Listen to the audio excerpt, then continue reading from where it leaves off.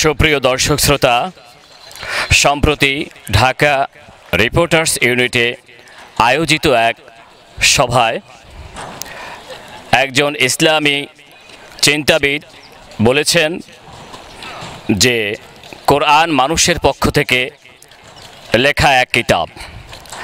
এই কোরআন মানুষের পক্ষ থেকে লেখা এক কিতাব না মহান আল্লাহ রাব্বুল আলামিনের কর্তৃক প্রেরিত কিতাব। এই সম্পর্কে আপনার কাছ থেকে কোরআনের আয়াত অনুযায়ী কোরআন দ্বারা আপনি কিছু বলেন। মহাবিশ্বকর গ্রন্থ আল কোরআনে সূরা বাকারা আয়াত 23 নম্বর আয়াতে বলা হয়েছে, ওয়াইন কুনতুম ফি রাইবে মিম্মা নাজ্জালনা আলা আবদিনা ফাতু বিসূরাতিম মিন মিসলিহি। যদি আপনাদের মধ্যে সন্দেহ হয় আমার বান্দাদের মধ্যে নাজিলকৃত এই যে কিতাব সম্পর্কে, ফাতু বিসূরাতিম মিন মিসলিহি, তাহলে একটা সূরা নিয়ে আসেন। ওয়াদউ শুহাদাকুম মিন দুনিল্লাহ, আর আপনারা সবাইকে ডাকুন আল্লাহকে ছাড়া, ইন কুনতুম সাদিকিন, যদি আপনারা সত্যবাদী হয়ে থাকেন। যে সত্যবাদী হয়ে থাকলে আপনারা সবাইকে ডেকে একটা সূরা তৈরি করুন। ফাইন লাম তাফআলু ওয়া লান তাফআলু, যদি আপনারা না পারেন তাহলে কোশ্চিন কালেও পারবেন না। ফাত্তাকুল আন-নারা আল্লাতী কুদুহান নাসা ওয়াল হিজারা উইদ্দাত লিল কাফিরিন। যে মানুষ এবং জিন এবং ফেরেশতা সকলে মিলে এই কোরআনের মধ্যে কোরআন কেউ তৈরি করতে পারবে না। তো সেই চ্যালেঞ্জ, এটা হলো আল কুরআনুল কারিম, এটার চ্যালেঞ্জ দেওয়া হয়েছে।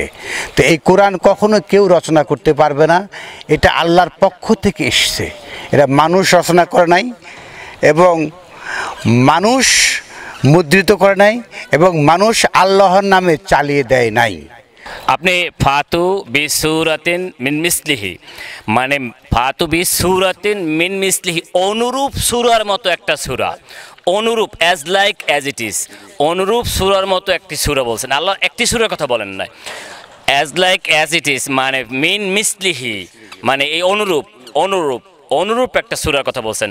এরপর মানে আল্লাহ তো আরও চ্যালেঞ্জ দিয়েছেন, সেইগুলো একটু বলেন মেহেরবানি করে। 11 নম্বর সূরায় 10টা সূরার কথা বলা হয়েছে, অন্যান্য জায়গায় একটা আয়াতের কথা বলা হয়েছে। সব জায়গায় চ্যালেঞ্জে বলা হচ্ছে কেউ এই কোরআনুল কারিমের মতো একটা আয়াত, একটা সূরা, 10টা সূরা অথবা একটা কোরআন কেউ বানাতে পারবে না, কেউ বানিয়ে আনতে পারবে না, এটা আল্লাহর পক্ষ থেকে এসছে। তা আমি বলতে চাই যে এই কোরআন যদি আল্লাহর পক্ষ থেকে এসে থাকে তাহলে এর মধ্যে কি কোনো সত্য বা মিথ্যা বা এর কোনো গ্যারান্টি কীভাবে রয়েছে আপনি বলুন।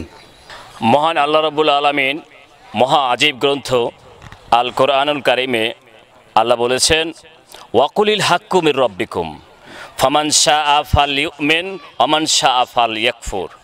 ওয়াকুলিল হাক্কু মির রব্বিকুম মানে তোমার রবের পক্ষ থেকে সত্য এসেছে। ফামান শাআ ফালইউমিন, যে চায় সে যেন ইহাতে ঈমান আনে।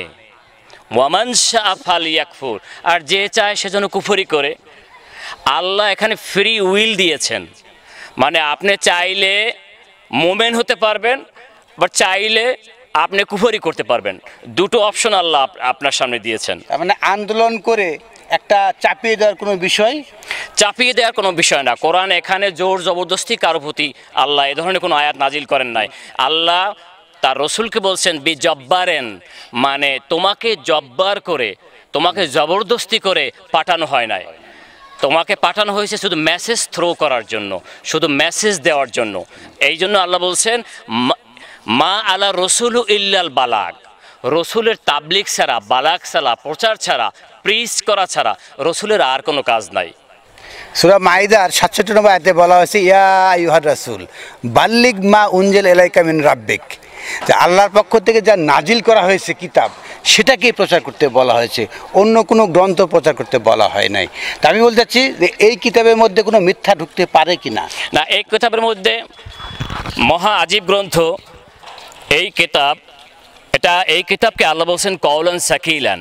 কওলান সাকিলান মানে ওয়েটফুল ভার্স, ওজনওয়ালা কথার কিতাব, ভারী কথার কিতাব। এটা কোনো গল্প উপন্যাসের কিতাব না, আপনি পড়লেন পড়লেন, না পড়লেন, এটা কোনো গল্প উপন্যাসের কিতাব না। এটাকে আপনার চিন্তা ভাবনা করতে হবে। আপনি যদি তাদাব্বুর তাকাফুর না করেন তাহলে এই কিতাব থেকে আপনি কিছু নিতে পারবেন না। আর আল্লাহ বলেন সূরা ফুসসিলাত 41 নম্বর সূরার 42 নম্বর আয়াতে আল্লাহ বলেন লা ইয়াতিহিল বাতিলু মিন বাইনি ইয়াদাইহি ওয়ালা মিন খলফিহি তানজিলুম মিন হাকিমিন হামিদিন, মানে বাতিল মিথ্যা এতে অনুপ্রবেশ করতে পারে না, না সামনে থেকে না পিছন থেকে, এটি প্রজ্ঞাময় সব প্রশংসিতের পক্ষ থেকে নাজিলকৃত। তার মানে এর মধ্যে কোনো বাতিল, কোনো মিথ্যা, কোনো ভোগাস, কোনো ফলস ফ্যাব্রিকেটেড এ ধরনের কোনো কিছু এই কিতাবে, এই কোরআনের ভিতরে আসতে পারে না, এটা আল্লাহ ঘোষণা দিয়েছেন। যে মহাবিশ্বকর গ্রন্থ আল কোরআন কিভাবে মানুষের হাতে আসলো, সূরা বাকারা আয়াত 52তে যেটা বলা হয়েছে ওয়ালাকাত আতায়না মুসা আল কিতাব, আমি মুসাকে কিতাব দিস কাফায়না মিন বাদে বীর রাসুল, রাসুলের পরে এটাকে পরিপূর্ণ করেছি। তাহলে মুসাকে আল্লাহ হাতে হাতে কিতাব দিয়েছে। সূরা বাকারা আয়াত 136-এ যেটা বলা হয়েছে যে কুলু আমান্না বিল্লাহ, আপনারা বলুন আল্লাহতে বিশ্বাস করলাম, ঈমান আনলাম। অমা উনজিলা আলাইনা, যা নাজিল করা আছে আমাদের প্রতি। অমা উনজিলা ইলা ইব্রাহিম ইসমাইল ইসহাক ওয়া ইয়াকুব ওয়াল আসবাত অমা উতিয়া মুসা ঈসা অমা উতিয়া নাবিউন মির রাব্বিহিম। তাহলে মুসা ঈসা এবং অন্যান্য নবীদেরকে কিতাব হাতে হাতে দেওয়া হয়েছে। আর আমাদের কিতাব দেওয়া হয়েছে নাজিল করে। তাহলে কিতাব আসার দুটো ধরন, একটা হলো নাজিল হওয়া, একটা হাতে হাতে দেওয়া। এই কিতাব কখনো কেউ লেখে নাই, এটা আল্লাহ হাতে হাতে দিয়েছেন মুসা নবীকে। সুপ্রিয় দর্শক, মুসাকে যে কিতাব দেওয়া হয়েছে ফুরকান, এই কিতাবটা আমরা কিভাবে পেলাম? মহাবিশ্বকর গ্রন্থ আল কোরআনের সূরা ফুসসিলাতের 43 নম্বর আয়াতে যেটা বলা হয়েছে, ভাই কোরআন কিভাবে আমরা পেলাম, আর এই কোরআনের সাথে কি মুসার কিতাবে মিল আছে? এই মহা আজীব গ্রন্থ এই কোরআনের সাথে মুসার কেতাবের পুরোটাই মিল আছে। কেননা আল্লাহ বলছেন মা ইয়াকুলু লাকা ইল্লা মা কদ কিলা লিরাসূলি মিন ক্বাবলিকা ইন্না রাব্বাকা লাযু মাগফিরাতিন ওয়া যু ইকাবিন আলিম। তোমাকে যা বলা হচ্ছে তোমার পূর্ববর্তী রাসূলদেরকেও তাই বলা হয়েছিল, নিশ্চয়ই তোমার রব একান্তই ক্ষমাশীল এবং যন্ত্রদায়ক আযাবদাতা। আমরা বুঝতে পারলাম যে মহাবিশ্বকর গ্রন্থ আল কোরআনে যা রয়েছে এবং পূর্বের যে নবী রাসূলের যে কিতাব দেওয়া আছে এই একই কিতাব, এর মধ্যে কোনো পার্থক্য নেই। আমরা মনে করি কখনো তৌরাত, কখনো ইনজিল, কখনো আল কোরআন। অতএব তৌরাত, ইনজিল, আল কোরআন এর মধ্যে কোনো পার্থক্য নেই, একই কিতাব।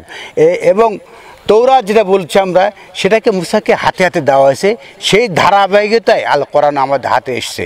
এটা কোনো মানুষ কখনো লেখেনি, কোনো মানুষ প্রিন্ট করে নাই, এবং কোনো মানুষ লিখে আল্লাহর নামে চালিয়ে দেয় নাই।